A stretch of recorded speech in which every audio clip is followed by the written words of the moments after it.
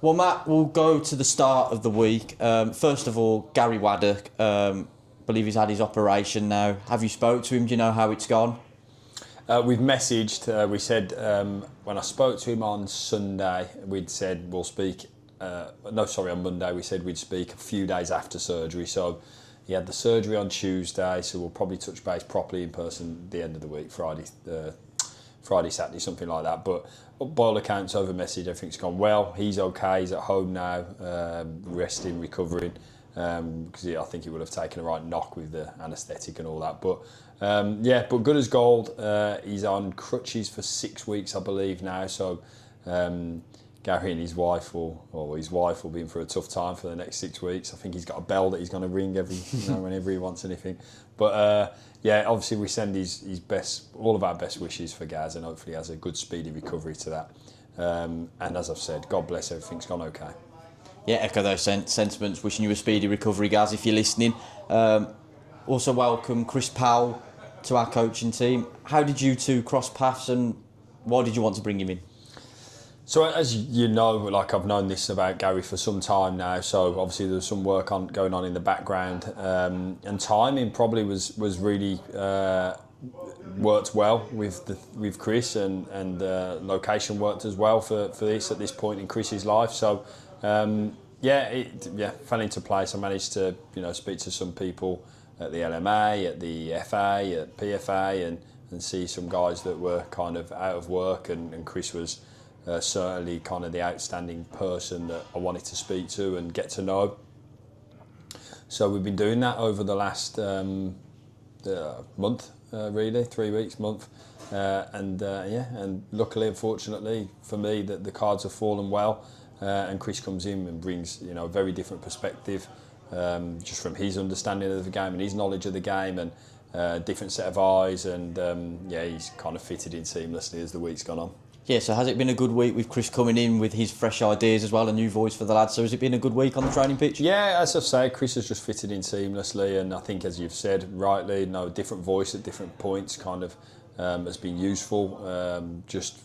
Again, it sometimes changes as good as the rest. So it's been an interesting week from that perspective, and Chris has fitted in seamlessly. So we go and move forward, and rightly say, obviously Gazzy's going through this time, and it's just great that we've been able to get someone with the experience of Chris to kind of match up in the same way in terms of that experience that we haven't got with Gary in here. So yeah, delighted for how that's working out, and I'm sure that relationship will keep going from strength to strength. And that's all building up into a big game on Saturday. Bristol Rovers come to town now. When you look at the Flash Scores app, you click on League 2 and you click on the Form tab, it will show Walsall and Bristol Rovers as the top two form teams. So does that bring an extra sort of dynamic to a game when it's two teams in red hot form? For me, they're a good team, and so that's the most important thing. I think at the start of the season, you're always going to say they're going to be there or thereabouts, and especially with the manager that they have, and the resources that they have, and all that sort of stuff. They're going to be there and thereabouts and in and around it. And that doesn't surprise me in the slightest that they're having a good season, and they've started well. So we know it's going to be a very exciting game, one to look forward to. And you mentioned the support or the attendance, which is looking like a really strong crowd. So from our side of things, from our supporters, please bring as many as we possibly can. Let's get it as packed out as we can. I think we're over 7,000. Let's get it up to 8,000. All of that would be brilliant to have as many of our supporters in the crowd, creating a brilliant atmosphere, and as really cheering us on and really making an absolute racket for us. So it's one to really look forward to, and a really exciting game, and the lads and obviously all the staff are really looking forward to it.